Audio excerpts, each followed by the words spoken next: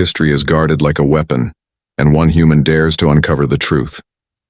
At the most elite alien academy, Jonan Silas isn't just a student. He's a threat, a mystery, and a challenge to everything they believe. But when whispers turn into revelations and secrets rise from the shadows, one question could rewrite the stars. What if the truth they fear is the one that sets them free? If you are new here, then please subscribe this channel and show a thumbs up by liking the video. Let's move toward wonderful story. The citadel of collective learning orbited quietly above the swirling clouds of Valian 5, a planet with skies that changed color every hour, and storms that sang like wind chimes. The academy itself shimmered like glass, with sharp towers that twisted toward the stars and long bridges that curved over open space. For most students, this place was a dream, a chance to study the universe's long and winding history among scholars from every known species. But for Jonan Silas, the lone human enrolled this term, it was a place of quiet fear and suspicion. From the moment Jonan's shuttle arrived at docking platform 3, things felt different. The shuttle, a standard Earth-registered transport, landed slowly, its engines humming as if reluctant to stop. A group of faculty members and guards stood waiting, all staring with the kind of focus usually reserved for rare specimens or unexpected disasters. Jonan stepped out calmly, a notebook in one hand and a backpack slung over his shoulder. He was dressed plainly, in dark clothes and soft shoes, his face calm but curious. The first to speak was Dean Hernus Krell, a tall insectoid figure with limbs that bent in multiple directions and eyes that blinked sideways. "Welcome, Jonan Silas," the dean said, voice thin and metallic. 3 of his hands extended in formal greeting, while the others hovered near a silver emergency switch on his belt. Jonan nodded, extending a single hand. The dean hesitated, then motioned instead for the student to follow. Behind them stood Livin Tor, Jonan's assigned war counselor. Towering and silent, Livin was from a species known for its calm nature and great strength. He wore layered robes and carried no visible weapons, but his eyes watched every movement with quiet calculation. He said nothing, only walked behind Jonan like a shadow. As they moved through the academy halls, security doors clicked shut behind them. Surveillance orbs buzzed above their heads. Students from various species watched through observation windows, some whispering, some simply staring. "Is it true he eats 3 times a day?" asked one. "I heard they use sound to express sadness," whispered another. Their voices floated through the air like fragments of forgotten songs. Jonan noticed it all but said nothing. He had been warned about the rules.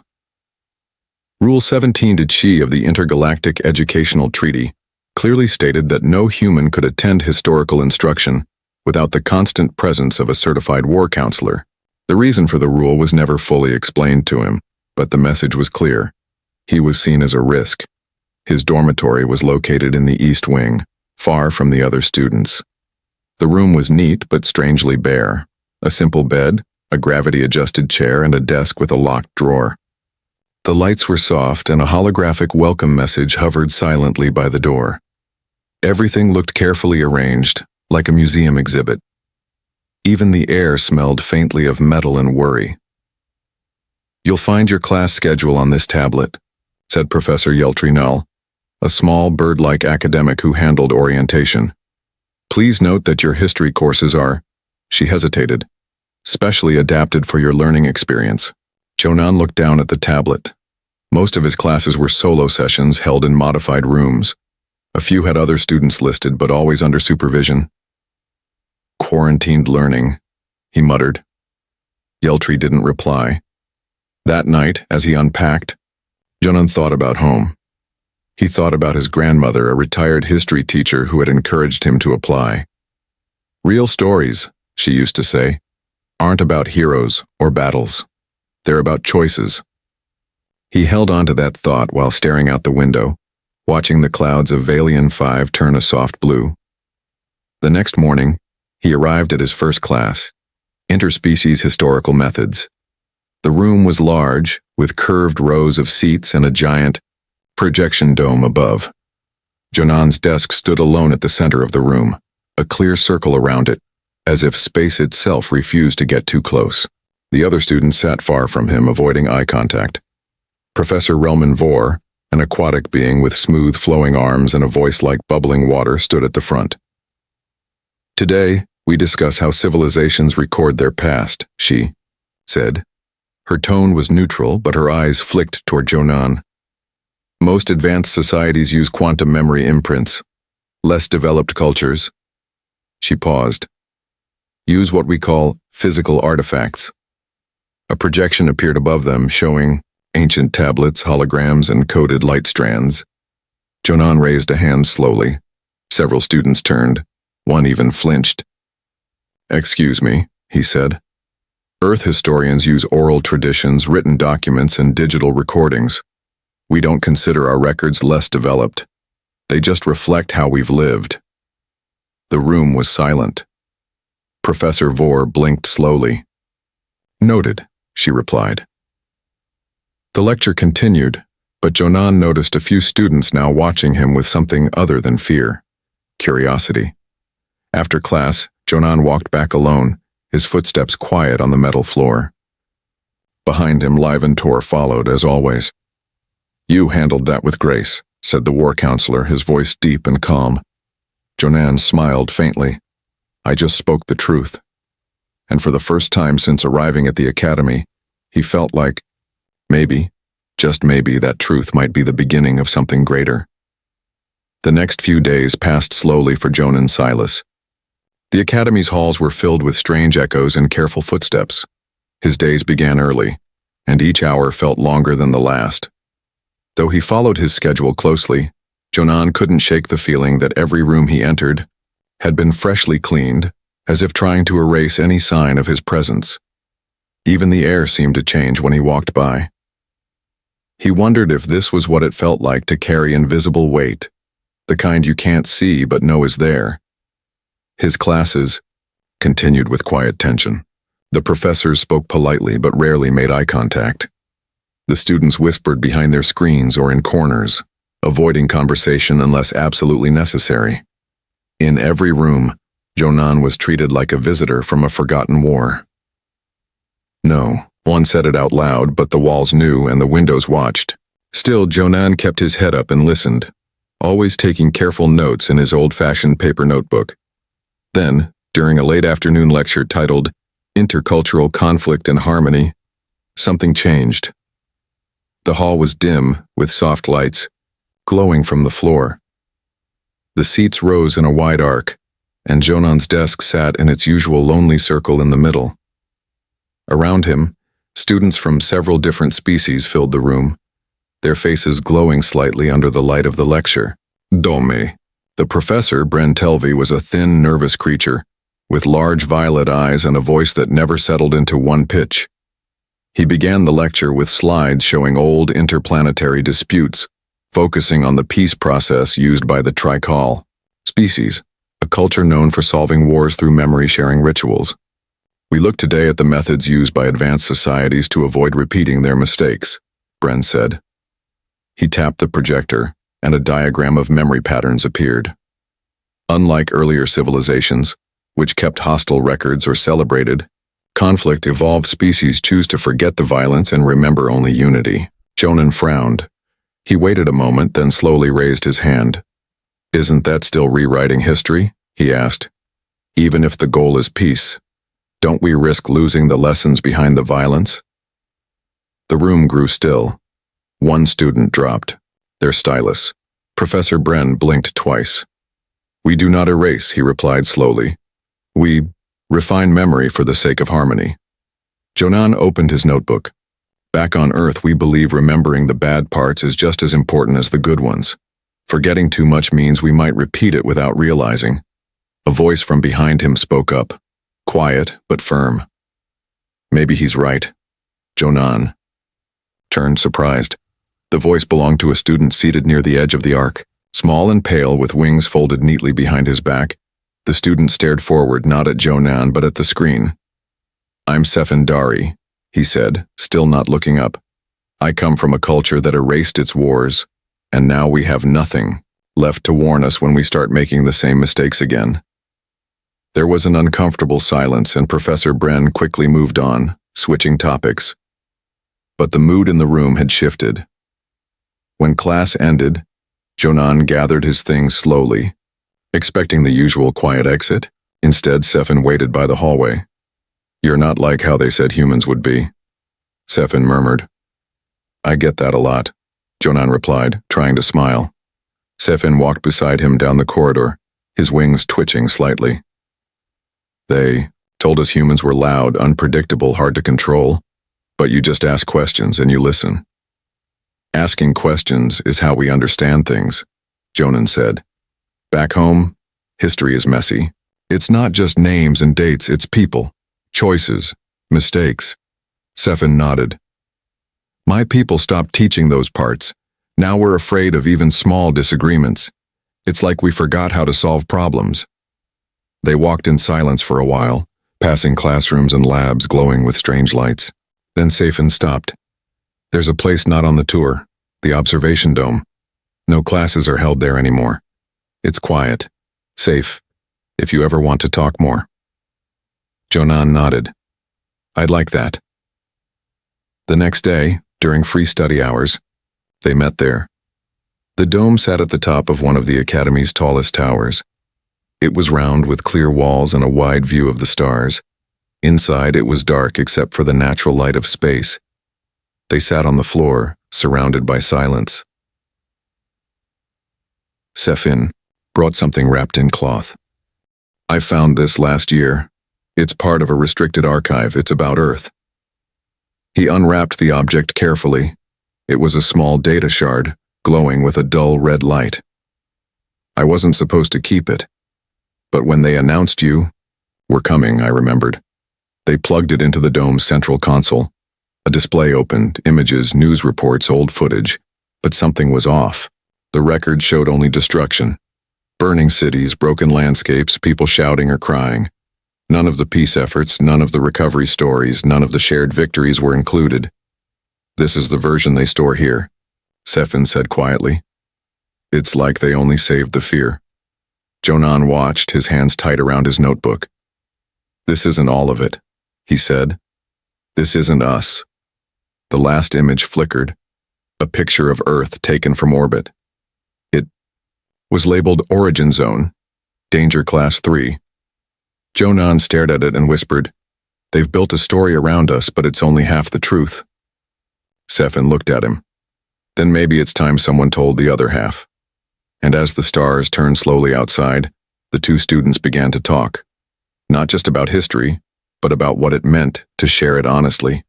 For the first time since arriving, Jonan felt something more than suspicion in the air. He felt the beginning of understanding. Jonan Silas returned to the observation dome often in the days that followed. What had begun as a quiet place to think had now become something more, a place of truth and questions no one else dared to ask. Sefindari always arrived before him, usually carrying a small satchel of notes or old data shards he had smuggled out from his family's collection. Together, they pieced through information that didn't match what was taught in class. It was clear that the Academy's official version of human history had been edited, tightly, deliberately, and with careful control. One night, as the rings of Valian 5 glowed silver above them, Sefin lowered his voice and spoke of the old dome archives hidden beneath the west towers. "They say the lower levels were sealed after the last curriculum purge," he said, eyes darting toward the door. "But the files weren't deleted. They were just hidden." Jonan raised an eyebrow. "Why hide them at all?" he asked. "If the truth is known, shouldn't it be shared?"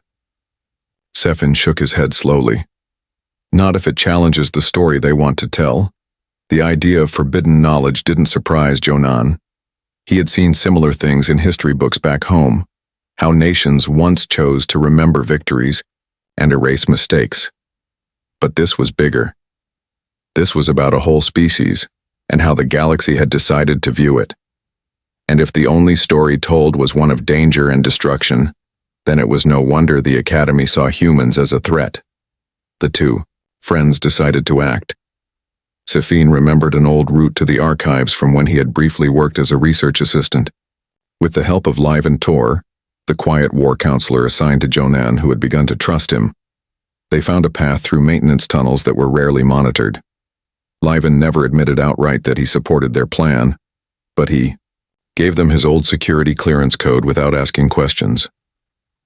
"If you're looking for what's real," he said softly one afternoon, "make sure you're ready for it."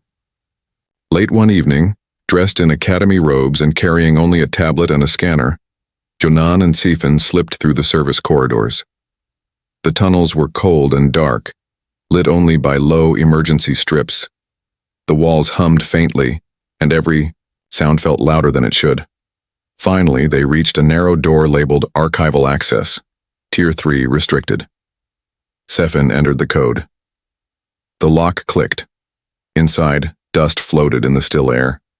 The room was lined with shelves and panels, most untouched for years. Holographic interfaces flickered to life as they approached. Symbols in over a dozen languages glowed above the consoles.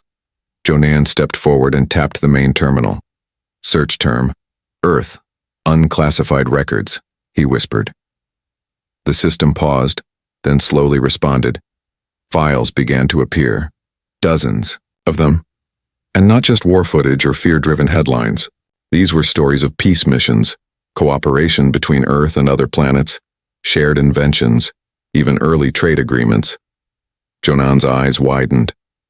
"They kept all of it," he said. "They just buried it." He opened one file that showed a record of the Orion Accords, an agreement signed between Earth and 4 other planets to ban gravitational weapons. Another file displayed footage of joint disaster relief operations on the moon of Telsha, where human volunteers had worked alongside alien responders. Sefin found a report on human-led medical missions during a galaxy-wide plague outbreak. All of it had been hidden away, never taught, never mentioned. But among the documents, one stood out. It was titled Intervention Failure, Council Note, Sealed. Jonan clicked it open. The screen displayed classified footage from over a century ago, an attempt by humans to prevent a planetary civil war on Callan Vi. The mission had failed due to miscommunication, and the violence that followed had shocked many alien observers. But what the file also showed was something left out of the Academy's history classes: how Earth had apologized, offered reparations, and spent years rebuilding the damaged trust. None of this had made it into the official version. Jonan stepped back. "They erase not just what we did wrong, but how we tried to make it right," he said. Sefin nodded, his face pale. "They never gave your kind a second chance. They decided. Your story ended with that mistake."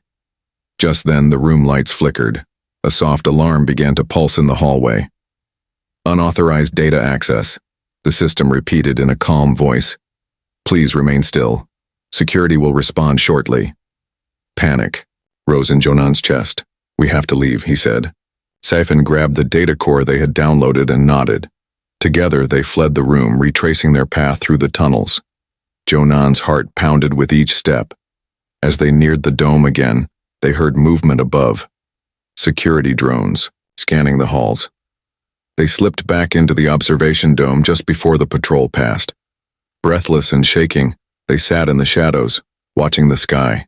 Outside, the clouds of Valiant 5 shifted from orange to deep purple, a reminder that the universe never stopped moving, even when people tried to freeze history. Jonan looked down at the data shard in his hand. It glowed softly, as if holding the weight of every forgotten truth. "We can't keep this quiet," he said. "They deserve to know. All of them." Sefin looked at him, then out at the stars. "Then we tell them, and let the truth speak louder than fear." In that quiet dome surrounded by the deep silence of space, 2 students, one human, one alien, sat with the truth between them. And with it, the hope that maybe, just maybe, the story of humanity could begin again. The next morning, the academy was not the same. Whispers spread through the halls like wind through tall grass. Everywhere Jonan Silas walked, heads turned. Doors that had once slid open silently now seemed slower, as if the building itself was watching. Something had changed, and the Academy could feel it. In the observation dome, Jonan and SciFiStories sat quietly, the stolen data shard resting between them. They had spent the night copying the files onto a secure channel linked to the student broadcast system, a rarely used public stream intended for research sharing. At first they hesitated. Was it too risky? Would anyone believe them? But Jonan remembered his grandmother's words. Truth doesn't ask for permission, it just waits to be heard. By midday, the broadcast began. The screen in the central atrium lit up with the title, History Beyond Fear, followed by the symbol of Earth, a simple blue sphere surrounded by a ring of light. Students paused in their paths. Professors stepped out of their offices. In the cafeteria, the projectors blinked to life. Every terminal, screen, and holopad across the Academy displayed the same message. It wasn't flashy. There was no music, no dramatic narrator, just voices, real voices. Human doctors helping alien families during the moon plague. Engineers from Earth working side by side with Varnian builders to repair orbital farms. Clips of peaceful protests. Interspecies cooperation, and most powerful of all, the apology speech from Earth's representative after the failed Callan V intervention. We did not come as saviors, the voice said gently. We came with hope. And when that hope turned into harm, we stayed to rebuild, not to run. There were gasps, stunned silence, and even soft murmurs of apology from students who had once flinched at Jonan's footsteps.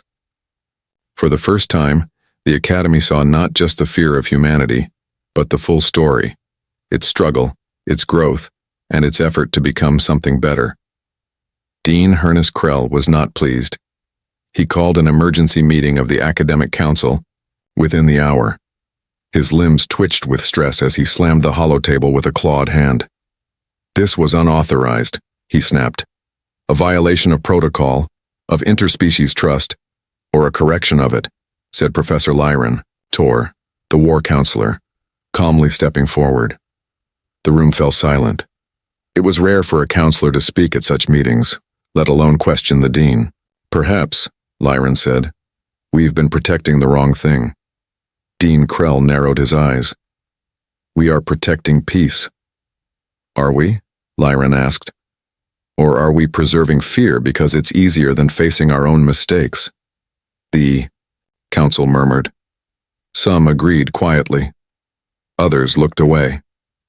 Meanwhile, outside the council chamber, students began organizing. A group of alien scholars led by SciFin created a forum to openly discuss galactic history. Messages poured in from across the campus. Some were critical, some curious, but most carried the same theme. What else have we not been told? Later that evening, Jonan was summoned. He expected a punishment, maybe even expulsion, but instead he was met with a long, tense silence as the council reviewed his actions. Finally, Dean Krell spoke. You acted without permission. You breached restricted data vaults, and yet... He looked at the faces around him, faces of colleagues now unsure. We cannot deny the response. Professor Yeltrinal, once afraid to stand near Jonan, now stepped forward. Students are asking for updated materials. They want to learn the full truth. It seems overdue.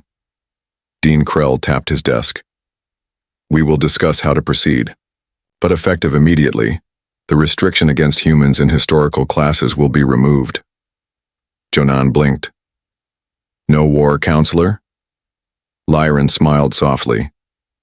You never needed one. Word spread faster than light.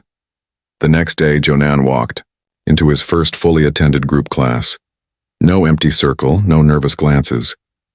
SciFin waved from the second row, already saving Jonan a seat. Other students nodded as he passed.